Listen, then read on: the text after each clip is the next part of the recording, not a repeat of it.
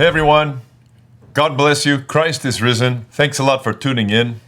I have a reflection for your encouragement that I've entitled Your Greatest Obstacle. But before I say anything about that, I want to wish you, if you are a mother, grandmother, great-grandmother, godmother, a very happy Mother's Day this coming Sunday. And for the rest of y'all, don't forget your moms and your grandmas and your great-grandmas and your godmothers. Your spiritual mothers, don't forget them all. Such a wonderful celebration, national celebration in America, Mother's Day and Father's Day. Both of these days are to be loved and cherished. This is the second Mother's Day that I have celebrated without my own mom. God rest her beautiful soul. Take good care of your mom and cherish her while you can. I have been teaching a class in the St. John Chrysostom Catechetical School on new saints and elders. I've done this periodically over the years as I've read the accounts and new accounts of recent saints have been made available. And I'm having the best time teaching this class. One of the recent elders that I gave a lecture on was an incredible Romanian elder named Father Arsenie Papacioc, who fell asleep in the Lord in his late 90s in 2011, like yesterday. And some of his writings and teachings and a beautiful biography have come out in the English language. They've been published by St. Herman Press.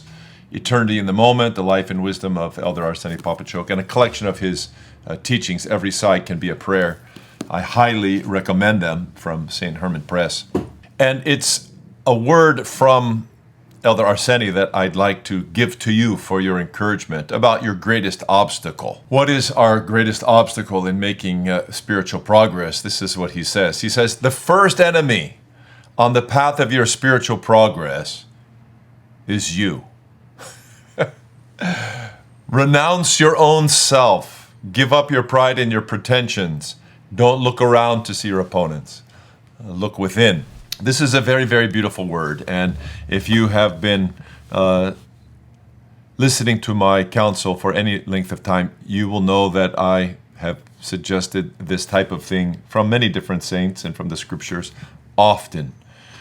That instead of externalizing our conflict, of course we have opponents. We have exterior enemies, which are the demons. That's true. But they have been gutted and rendered virtually powerless by Christ himself. The main obstacle that we faced is our own self, our own disordered desires, our own will, and especially our own pride. Father Arsenie gave this counsel that the first enemy on the path of our spiritual progress is us, and that we should renounce our own selves. Of course, this is just him in the 21st century repeating our Lord Christ's call to deny ourselves, right? We can't even begin the spiritual life without denying ourselves, taking up our cross and following the Lord. Looking within and discerning that we really don't need to be upset at other people or blame other people for our lack of spiritual progress. It's really an interior matter. He said this counsel to those who were considering monastic life and were looking around to find the best monastery that they could go to. He discouraged that very aggressively. And I'd like to apply his counsel that he was giving to those looking for monasteries. I'd like to apply it to those looking for parishes. These are his words. He says, you're not going to the monastery to find a monastery, but to make one through your obedience, through your perseverance in denying your own will, through your manner of knowing how to behave. You're creating a monastery. It's a beautiful word from Father Arsenie. To think about contribution, and it's very important also for those who are going through catechism and becoming Orthodox Christians and are finding parishes to do that in. Be careful that you don't look everywhere, for the best parish, the greatest place to be. No. Instead, don't look around for a parish. Make a parish. Substitute the word parish for monastery in Father Arsenie's teaching. You're not going to the parish to find a parish, but to make one through your obedience, your perseverance in denying your own will, your manner of knowing how to behave, you're creating a parish. This is a beautiful word, a very, very beautiful word. Be encouraged by that. Look where you can contribute. And wherever you go with self-denial. Go with a renunciation of self, because we ourselves are our greatest obstacles to spiritual progress. I'll leave you as a teaser with a few more words from Elder Arsenie. Soon, maybe a month or two, our new series, If the World Continues, on the new saints and elders will come out, and you can listen to a much longer lecture on the life of Elder Arsenie and other recent elders and saints. But let me just tease you with a few more words. There's a beautiful story of an incident in the life of Elder Arsenie. He was arrested in the 1950s, as so many bishops, priests, and monks were, and imprisoned in the most brutal conditions in one of the worst communist Romanian prisons, where he was viciously tortured and brought to the very edge of death for extended periods of time. This was all in response to an infamous decree, the Decree 410, which shut down monasticism and said anyone under 55 couldn't be a monk, and thousands and thousands of monks and nuns were being driven by the government back into civil society. Father Arsenie was in prison, reaching the heights, actually, of love for God. And then in 1964, there was a general amnesty. And though he had many years of his bogus prison sentence to live out, he was released. And when he was being released, he left with some brethren, and he got into a train that was going to take them where they needed to go. Now, a lot had happened in the late 50s and the early 60s. Just think sexual revolution.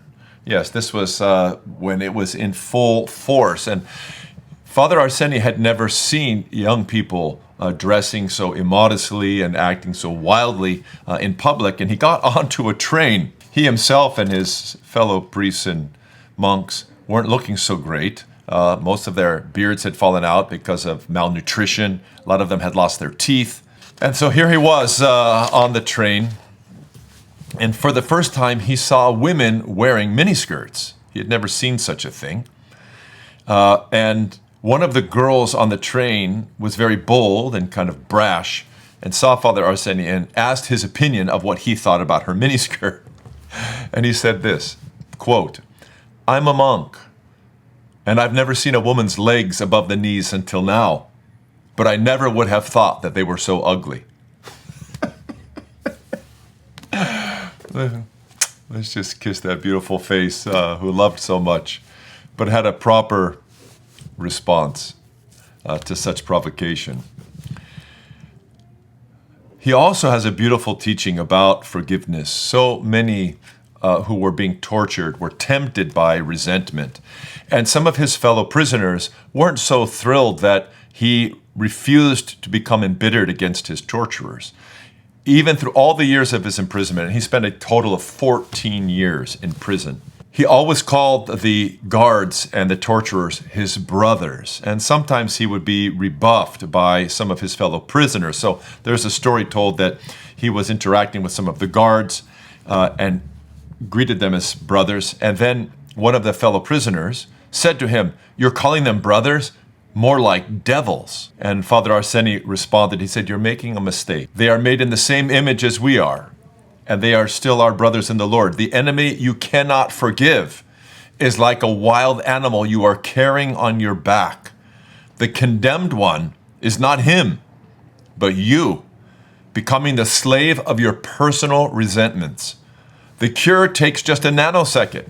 Shake the wild beast off your back, and immediately you'll be light and free." What a beautiful word about forgiveness and how important it is never to let the wild beast of resentment climb on your back. Shake it off in a nanosecond and be free. I'll tell you one last word, and I'm sure that this will be enough for you to listen to these lectures when they come out about his life, and maybe even buy his book. Once Father Arsenie was being taken away by, in response to this decree 410, was being taken away from the monastery. And all the fathers, when he was being arrested, all the fathers, more than 100 of them, came and lined up the path between him and the military who were taking him away. Now, he was being arrested by the police. Literally 89 policemen came to arrest him in the middle of the night. This humble, loving monk, such a danger to society. It made me think about the FBI under President Biden sending, massive numbers of armed men in the middle of the night to the homes of humble fathers pro-life fathers who with their children would pray outside of abortion clinics. What a vicious, ridiculous abuse of power. Not just in communist lands, but you see how easily it can happen in America. If you're in the FBI, never collaborate with such things. Never collaborate with such things. So Father Arsenie was giving himself up. He said to the soldiers, here's 89 armed men coming to get this one simple monk. And he says to them when he comes out of the church, he says, "They come to shake the mountain, and out comes a mouse." And as he was walking with them to be taken away, all the monks lined up and were taking his blessing and kissing his hands. And the soldiers were mocking them and laughing at them. And Father Arsenie looked at them. He said, "It's okay." He goes, "You'll be kissing my hand soon enough also." And sure enough, what happened? 1989, after communism fell and that vicious satanic system dissolved, many of those 89 soldiers found Father Arsenie, who lived many years. Another 25 years he lived until his late 90s after the fall of communism. And in fact, they did. They came to apologize and to take his blessing that they had been such fools to make fun of him when he was being taken off to prison. What a man. What a man. Well, God bless you, and may the Lord help us all to avoid and conquer the greatest obstacle we have to spiritual progress, and that is ourselves, our own will. May the Lord help us to renounce it. Christ is risen.